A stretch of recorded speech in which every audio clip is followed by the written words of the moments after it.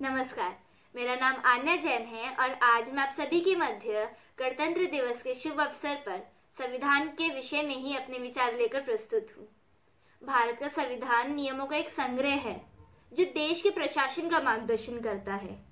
हमारा संविधान दुनिया में लिखे गए सबसे बड़े संविधानों में से एक है। जब हमारा देश आजाद हुआ था तो भारत का कोई संविधान नहीं था, पर देश को सुचारू रूप से चलाने के लिए और नागरिकों को उनका सम्मान अधिकार प्रदान करने के लिए संविधान की आवश्यकता पड़ी। और कहते हैं आवश्यकता ही तो आविष्कार की जननी है। इसका परिणाम संविधान जैसे महान ग्रंथ का उदय हुआ। संविधान द्वारा मिले गए मौलिक अधिकारों ने तो देश के स्वरूप में चार चांद लगा दिए।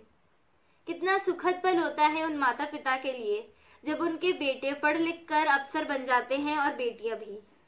कितना अच्छा लगता है जब देश के युवा खेल जगत में स्वर्ण पदक लाकर देश का नाम रोशन करते हैं और युविताएं भी।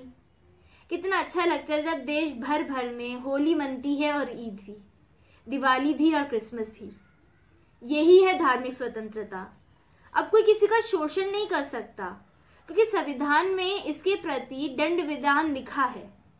इन 73 सालों में नागरिकों के अधिकारों का निर्माण हुआ है जो लोकतंत्र की मजबूती को दर्शाता है। हमारे लोकतंत्र को मजबूत रखने के लिए न्यायपालिका, कार्यपालिका तथा आम जनता का अमूल्य योगदान है। ये बड़े गर्व की बात है कि संविधान के द्वारा ही हमारा लोकतंत्र आज जीवित है। लेकिन लोकतंत्र के विषय में अब्राहम लिंकन जी ने कहा है कि यह शासन जनता के लिए और जनता के द्वारा होता है। भारतीय संविधान एकता और राष्ट्रवाद के आदर्शों को बढ़ावा देता है। हमारा संविधान हमें आर्थिक और व्यक्तिवाद तौर पर मजबूती प्रदान करता है। आज का प्रत्येक नागरिक जानता है कि उसके अधिकारों के खिलाफ वह अपनी आवाज उठा सकता है। अगर उसके अधिकारों का हनन होता है तो न्यायपालिका उसके साथ है। पर क्या हम उतने ही जागरूक हैं अपने मूल्य कर्तव्य को लेकर जितने अधिकारों के? शायद नहीं। तो आइए दिल्ली पब्लिक स्कूल साहिबाबाद प्रांगण से हम ये वचन लेते हैं कि हम अपने देश के प्रति अपने कर्तव्यों का भी वहन करेंगे। पहला, हम अपने संविधान, राष्ट्रध्वज तथा राष्ट्रगान का आदर करेंगे। दूसरा, हम स्वतंत्रता के लिए प्राणों की बाजी लगाने वाले आदर्शों को अपने हृदय से सजा कर रखेंगे। तीसरा, हम सब भारत के अखंडता को बनाकर रखेंगे।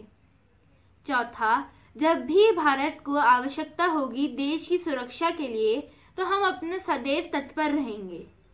पांचवा, अब हम ना भेदभाव करेंगे न कोई ऐसा कार्य करेंगे जो महिला सम्मान के विरुद्ध होगा। छठवा, हम भारतीय संस्कृति की गौरवशाली परंपरा को महत्व देंगे।